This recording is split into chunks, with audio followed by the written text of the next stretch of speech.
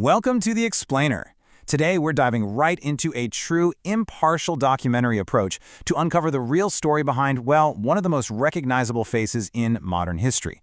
I mean, you've seen the silhouette, right? On t-shirts, posters, dorm room walls, literally everywhere.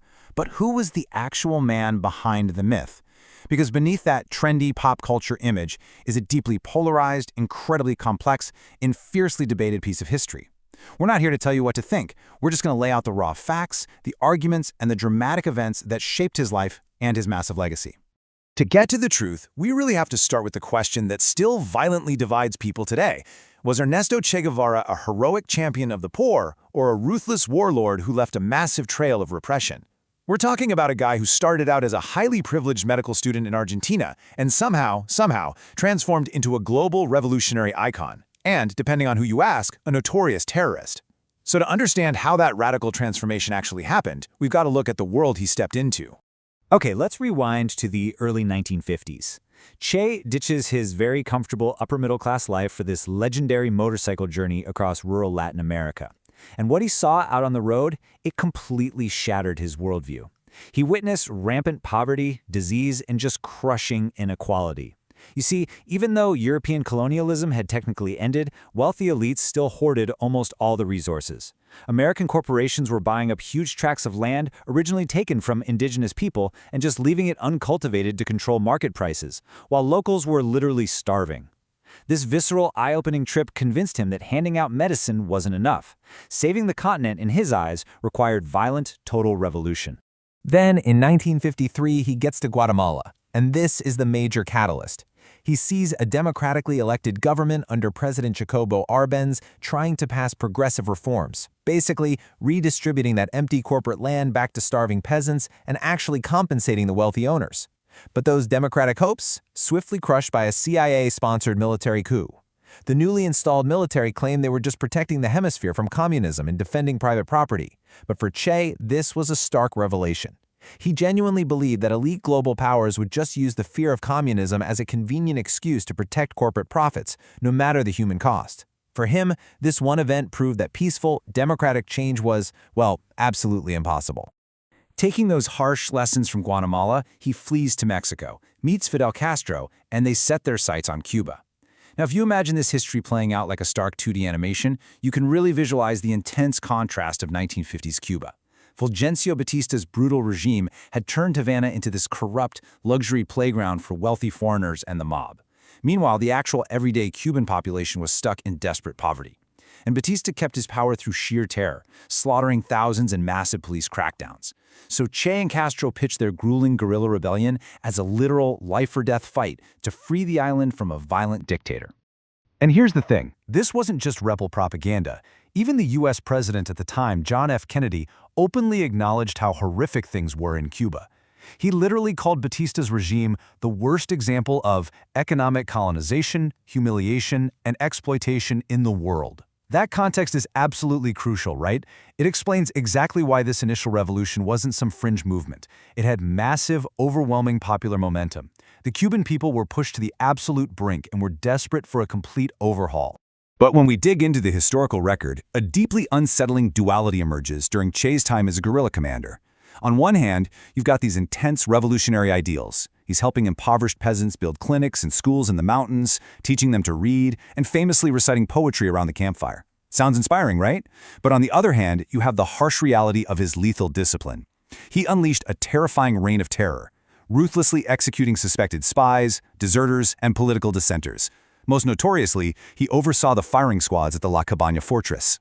His defenders will argue this brutality was a tragic necessity against a sadistic enemy, while critics say, no, this was the bloody start of a tyrannical obsession with control. Which brings us to the post-1959 reality, right after the rebels actually take Havana. Critics heavily emphasize the totalitarian nightmare that followed. We're talking mass executions without fair, independent trials, forced labor camps popping up, arbitrary arrests in the dead of night, and a severe repression of LGBT people, including sending gay men to the brutal UMAP agricultural camps for quote-unquote re-education. Now, defenders might try to frame this as chaotic, revolutionary justice against Batista's cronies, but critics firmly argue they just swapped one violent dictatorship for another. I mean, this sheer terror is exactly why thousands of Cuban refugees risk drowning in the ocean to escape, literally leaving with nothing but the clothes on their backs. So, the real pivot in understanding Che is weighing those atrocities against his domestic initiatives when he became Minister of Industries and Finance. He successfully pushed massive land redistribution, universal education, and healthcare. But his extreme idealism crashed headfirst into basic economic reality. For example, instead of paying workers more money to motivate them, he handed out moral certificates, basically paper praising their revolutionary spirit.